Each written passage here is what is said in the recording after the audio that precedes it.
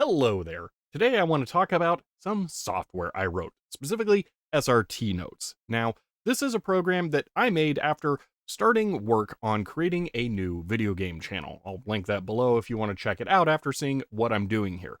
But I had a problem that it didn't seem like there was an existing solution to. I was recording lots of gameplay and had thoughts about what was going on in the game, and I wanted to relate my thoughts to particular times in the game.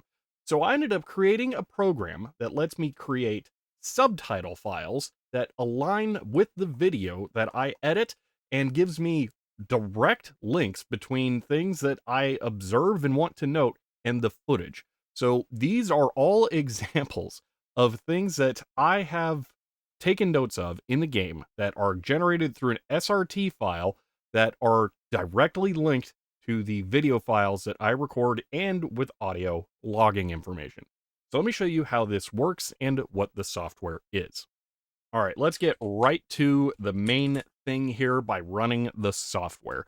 Now, the software is written in Python and uses Quart as a web server. This makes it so that you can open it in a standard web browser to be able to use it.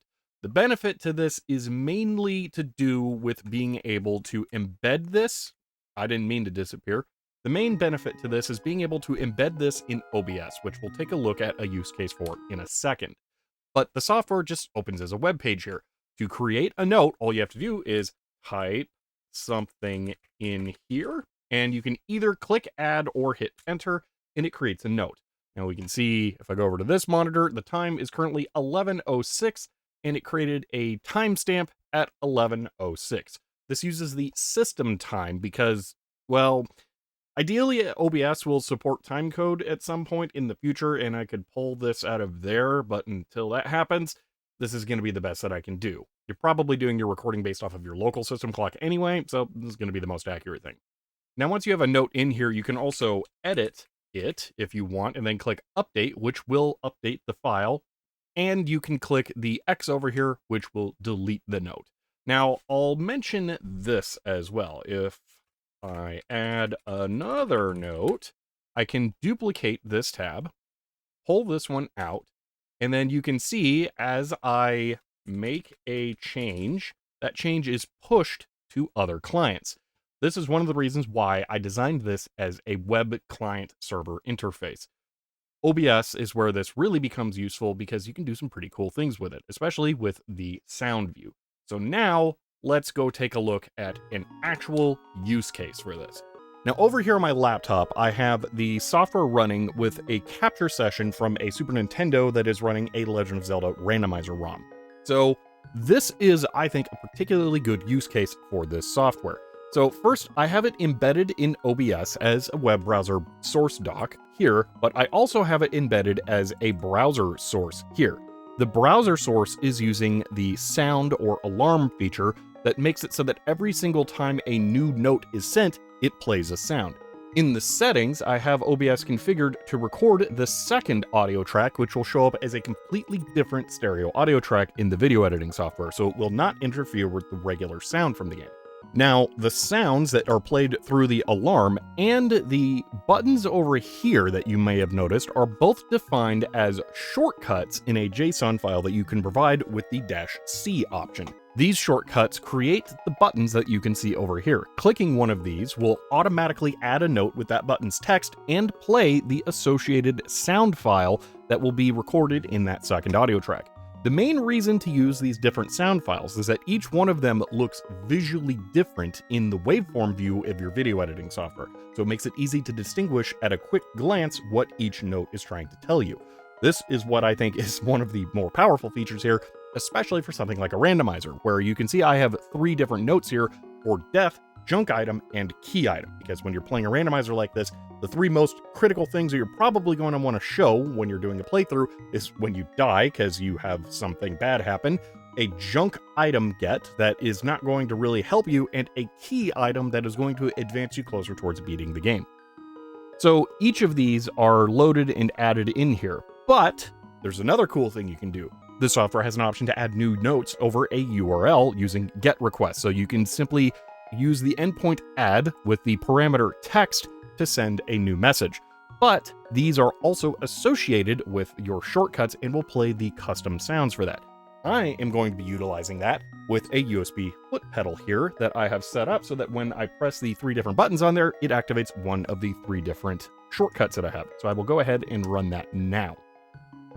Okay, now to demonstrate the software, I'm going to start recording over here, and we have our SRT file ready to receive notes. I'm going to make a new game over here, and we can load in and see how you can take notes that align with your gameplay.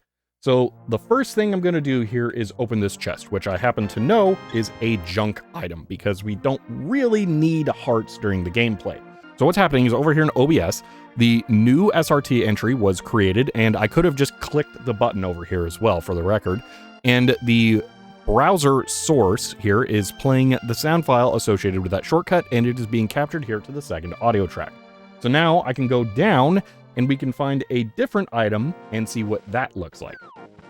Okay, stepping into here, I'm going to open a chest, and this one will have a key item. So with this, I get the lantern, and I will press the key item switch on my foot pedal.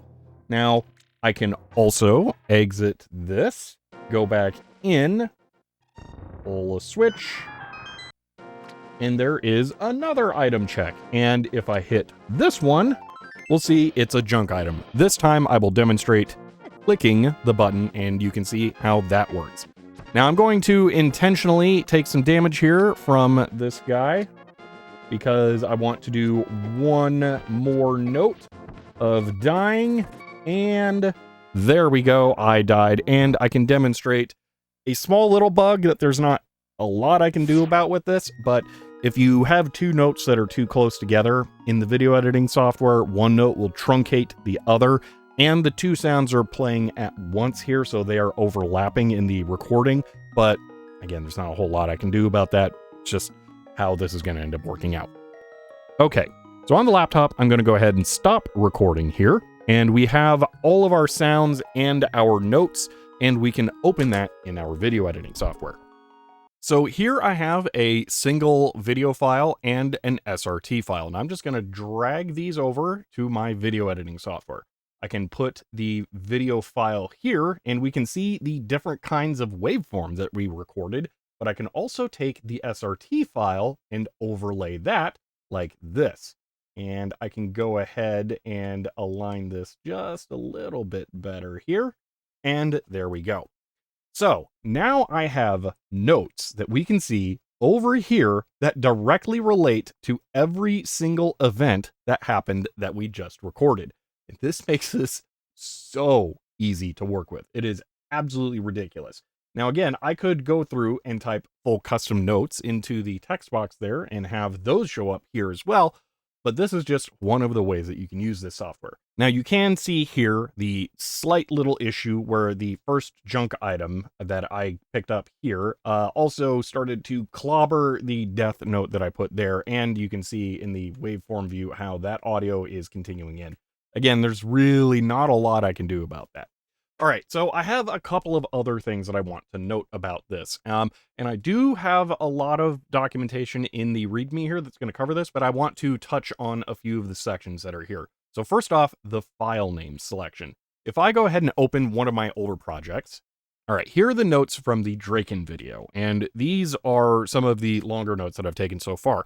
If I open the SRT file in a text editor, you can see that we have times, and that's it. SRT files use timecode for storing when the text should be displayed for a subtitle. Because video files generally don't run for multiple days, SRT subtitles don't support indicating specific days.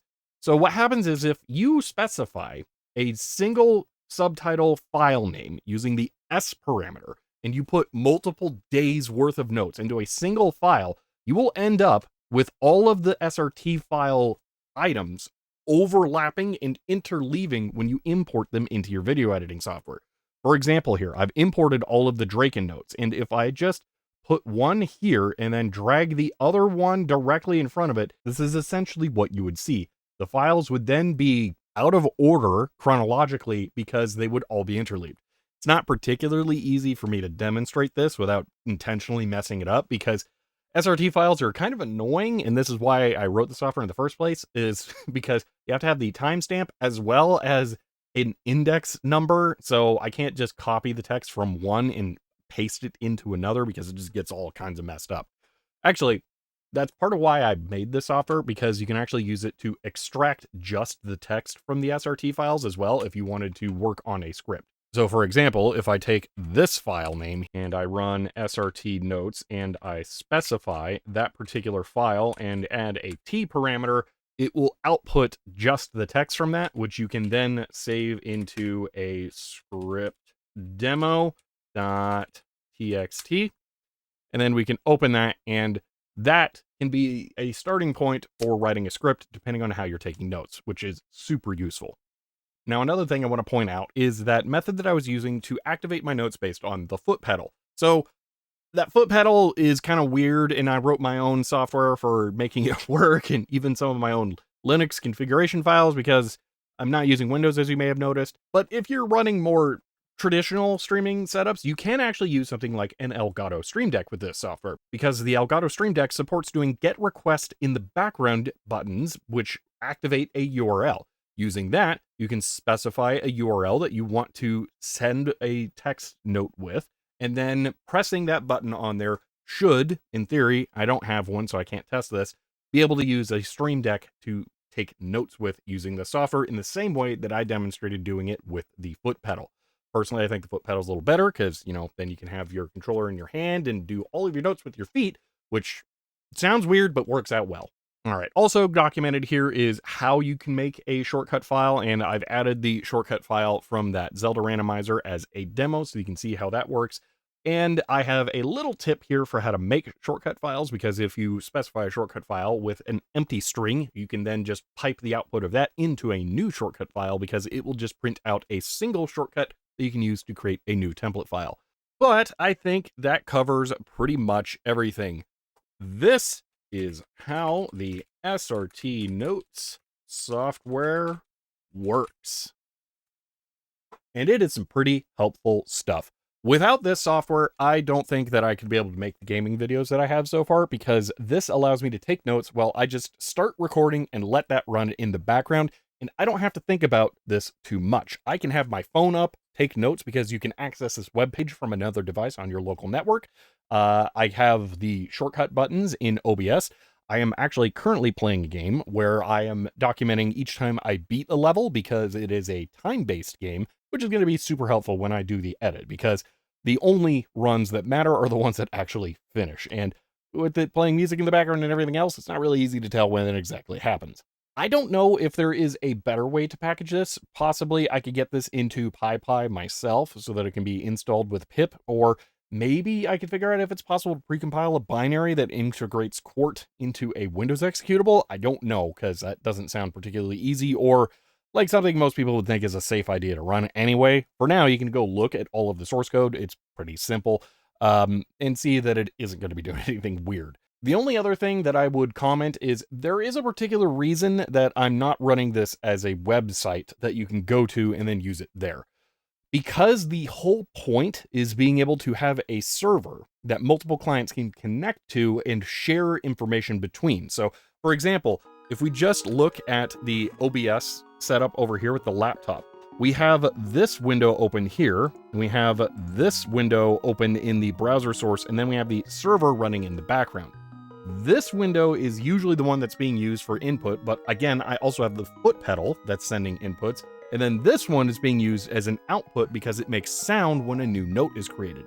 So somehow you would have to have some kind of user ID key to run this as a website, or be logged in, and logging in would suck for things like an Elgato or the foot pedal. So I'm not sure that there's a great way to have this work as a website that isn't also going to leak all of your notes, because I would just have to provide like a key or something. So I might think about that, but I can't think of a good way of solving that. So I think just running it yourself is going to be the easiest solution. But I think that's it for now. Hopefully this software is useful to someone else. I am finding it invaluable for how I am making gameplay videos, and I'm probably going to integrate this somehow into other stuff, like live streaming the hardware work that I do, because I could definitely see this being useful for taking notes during that as well. But that's going to be it for now. If you enjoyed this video, you may want to subscribe to be notified when I release more. If you want to help support the channel, I am on Patreon. But for now, that's it, and I will see you next time.